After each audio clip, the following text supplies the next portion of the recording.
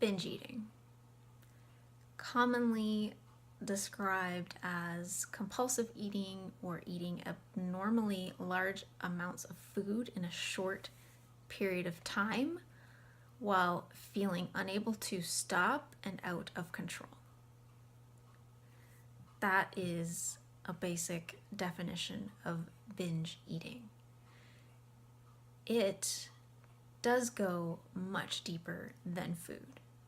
There are biological and physiological aspects surrounding it. There is psychological and emotional aspects of binge eating, and there are social and cultural aspects of binge eating. So it's such a complex issue and needs to be addressed on so many different levels. I've personally experienced binge eating, and it has taken me years to get out of that cycle.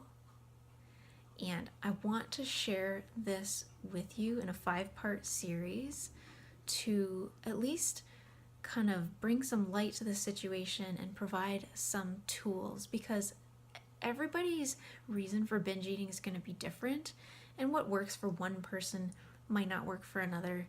But I'm hoping at least maybe one of these things that I share with you over these next few videos is going to help you in some way, shape, or form, because I know how uncomfortable and embarrassing binge eating can be.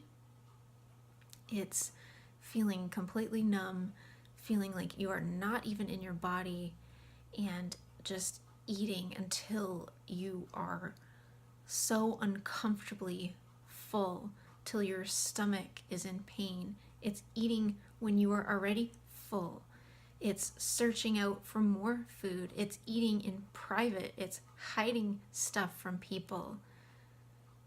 I've even experienced that to the point where I would drive to the store and I would literally just only buy my binge foods, I would say, and then I would eat at least 1 to 2 full packs of them in the car on the way back home and hide the wrappers so that other people didn't see what I was doing. I'd wake up in the middle of the night and keep eating and eating and eating. I would start to get on a healthy track, and then all of a sudden, be doing so well, and then all of a sudden, boom, back into this binge eating, like this vicious cycle over and over again, and feeling completely out of control, feeling so upset, not understanding, like, why can't I get control of this? What the hell is wrong with me? Gaining so much weight because typical binge eating isn't really compensated necessarily, like my bulimia might be, where you'd be self-induced vomiting after, right? But it can be tried to compensate for it with like restrictions, or like fasting and not eating and then binging, and like just a vicious cycle. It's different for everybody, but a lot of the times a lot of weight gain occurs because you're eating excessive quantities of food. So like I've said, this can be just purely like a biological or physiological issue, whether it's addiction or it's you are restricting your food so much that physiologically your body is pushing you to eat large quantities because you're not eating enough.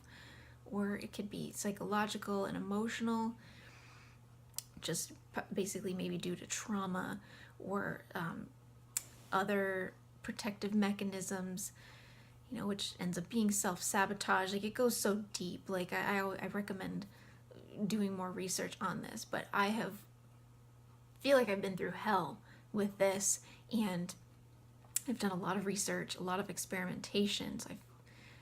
I hope that this can help people by taking off a lot of time to figure some of these different things out. And as a holistic practitioner, I believe in looking at the whole picture, right? So not just trying to suppress appetite, or just trying to just deal with anxiety, or to just do this with my food. Like, no, I like to look at the whole picture, everything, because we are not just one area of our body. We're not just anxiety. We're not just our stomach. Like, we are a complete unit that has thoughts, feelings, emotions. It's connected, right?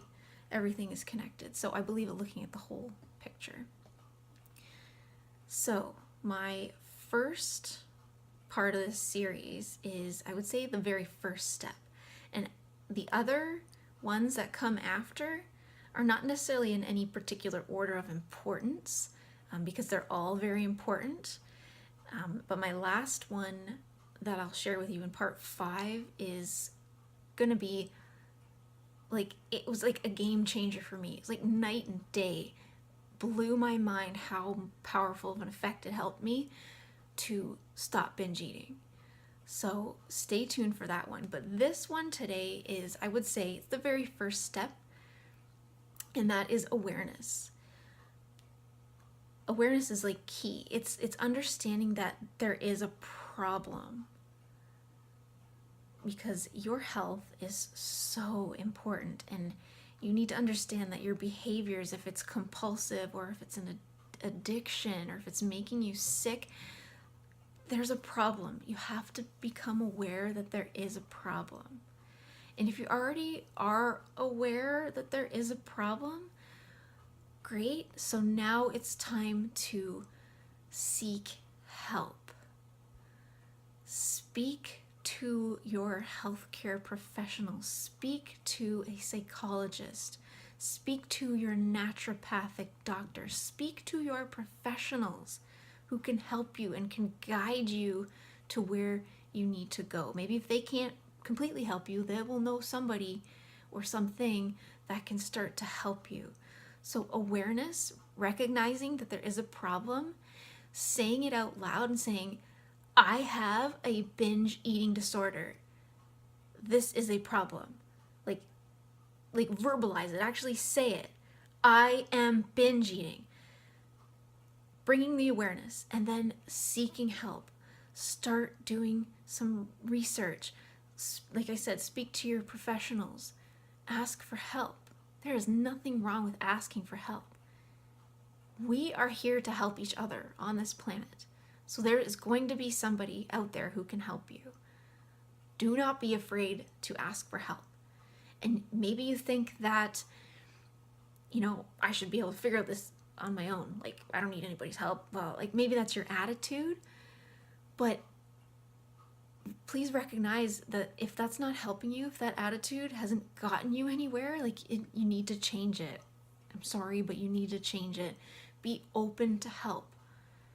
Everything we need is on this planet.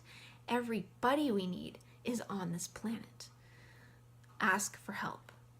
Okay? Awareness and asking for help. That is the very first thing. Okay? So I will check in with you in my next video for part 2.